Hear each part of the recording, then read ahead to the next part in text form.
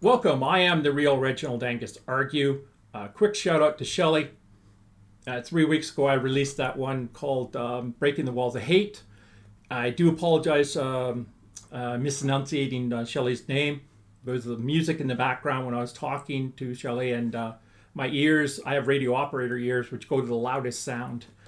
At the same time, there was a storm that slammed into Nova Scotia. Parts of Nova Scotia were underwater. In the town that I live in, we were hit with 262 millimeters of rain in only a matter of hours. It was like hour after hour of pouring rain, followed by the lightning and the thunder. I felt like I was in a live artillery round exercise, and I was back in the military wearing olive green again. And I served from 86 to 95, went over to Iran in 88, as I was talking about in prior reciting. I'd also like to do a quick shout out to Grey Wolf. Grey Wolf is an old good friend of mine, an old guest I used to have on more than once when I was doing talk radio at a Vancouver FM radio station. Grey Wolf is also, he founded the Grey Wolf Blues Band, and he had a production company that was working in Hollywood, which employed only Native Americans. Grey Wolf also, he does fundraising for the Lakota Nation, helps basically raise funding in regards to winter time. They need funding for help with keeping warm, and also there's a lot of black mold there, and numerous other things. And Grey Wolf, he introduced me to Chief Arvol Looking Horse. Chief Arvol Looking Horse is the 19th keeper of the sacred white buffalo calf pipe and the spiritual leader of the Dakota, Nakota, known as the Great Sioux Nation. I had the tremendous honor of interviewing the Chief Arvol Looking Horse, and it was Grey Wolf that set it all up. And just listening to the chief, there's an individual that's so full of knowledge. You could see throughout the years, and it was like when I listened to the interview again, I felt like I was a young warrior. I wanted to run at everything, and then the chief was like sitting back, going, "You know what? Let's just observe and slowly walk along." It was what I was getting through his words. And as I got older, because I did this about 2009, so as I got older, and now I'm starting to be that old person sitting there, saying, "Hey, let's not charge at stuff. Let's work together for the betterment of all, but let's just take our time doing it." Quickly, I want to do a quick shout out to the firemen from Hebbville. I think it's called Hebbville. They came to our house during the storm. I thought Lisa and I were all alone, and it was a fireman that came, and they turned off our electricity and everything. But shout out to them. Thank you so much. That was you made an old disabled Canadian Peacekeeping Veteran. You made my heart feel good. You showed me that there's hope, people. There is still hope through the destruction. There is still hope. So many people have been affected by this, and more than ever. I think that in many ways I feel that. Maybe this may be the thing that helps us Canadians to start working together, saying to the world, look, we are from Canada, but we're also from the greatest continent in the world, being North America. Two great nations standing next to each other, Canada, United States, the beaver, the eagle. With that said, I wanted to continue on with a poem that I'm going to be reciting. It's called "Hey Buddy, Can You Spare Some Hope?" And this poem is mainly about, not only what Lisa and I went through, but what others went through. So I'm just going to start it. Hey, buddy, can you spare some hope? Can you return a sense of peace to the ones that have been to the gates of hell and back? For a few of us have been torn apart via the torrential streams of mayhem, chaos, and destruction, crashing into our core structures.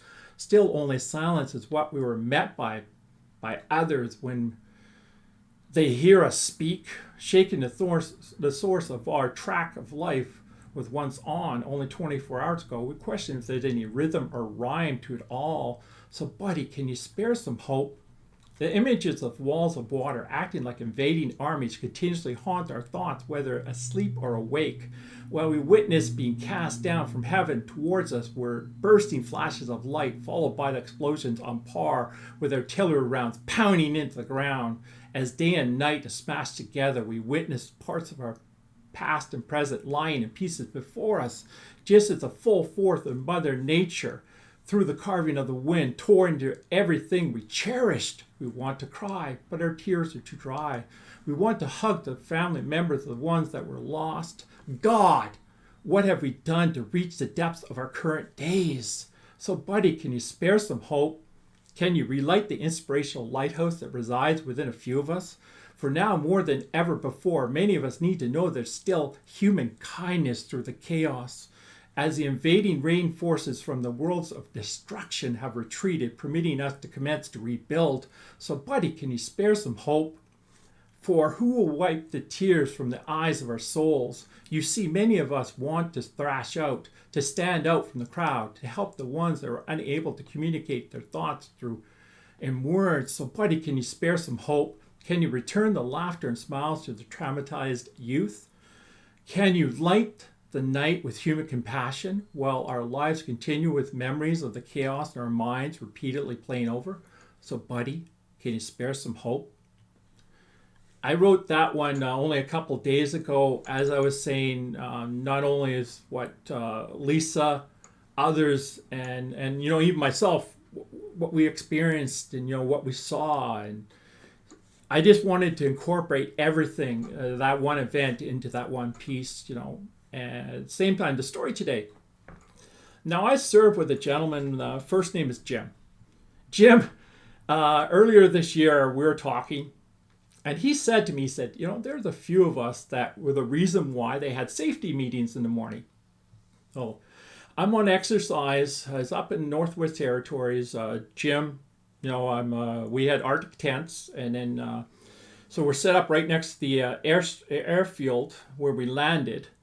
And we're in these Arctic tents. We're kept warm by a Coleman stove and Coleman lantern.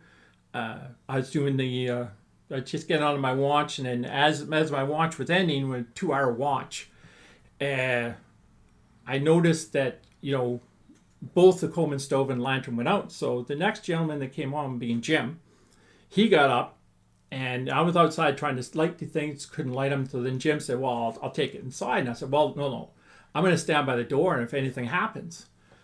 Next thing I know, he's lighting the stove, and the flames, to this date, I swear these flames came alive, because they went right to the top of the Coleman stove. And as I'm screaming at the top of my lungs, and now people, there are words that I will not repeat here, because just in case there's some young kids that are going to listen to this video, last thing I want to do is, repeat those words that I said that night. But anyway, I reached down, I grabbed the bottom of the tent, and I must have ripped where the zipper was tied into the tent, because I just one yank and it went. And as Jim's running out, the flame came to life and literally jumped from the Coleman stove on top of a Master Corporal sleeping bag, who woke up to see me stamping the bottom of his sleeping bag, trying to put the fire out. At the same time, there's these two other gentlemen. So right here is where the door is, and here's the Master Corporal, and then there's two other gentlemen over here, and I think that Jim was over here, and then I was over here, sort of thing, for sleeping wise.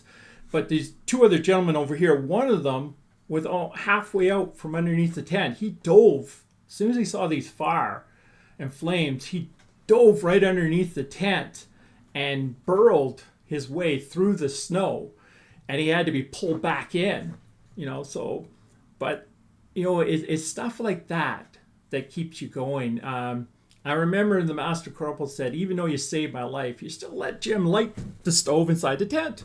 So I got extras for that. Yeah, I went and watched, I did a polar bear watch with a C7. That's like a slingshot. You can shoot a slingshot at a massive moving human, or not a massive moving animal mountain. Yeah, that would not have been the most intelligent thing to do. So, like I keep telling people, don't be afraid to live your life and be the positive change you want to see in this world. Because now more than ever, we need people to stand up. We need to make the difference. We need to show people that there's hope more than ever before. Now, this is the Real Reginald Angus Argue. You know, I love coming and doing this every 2 weeks until I meet everyone again. You know, like Wayne and Schuster used to say, good night, au revoir. Good night until we meet again.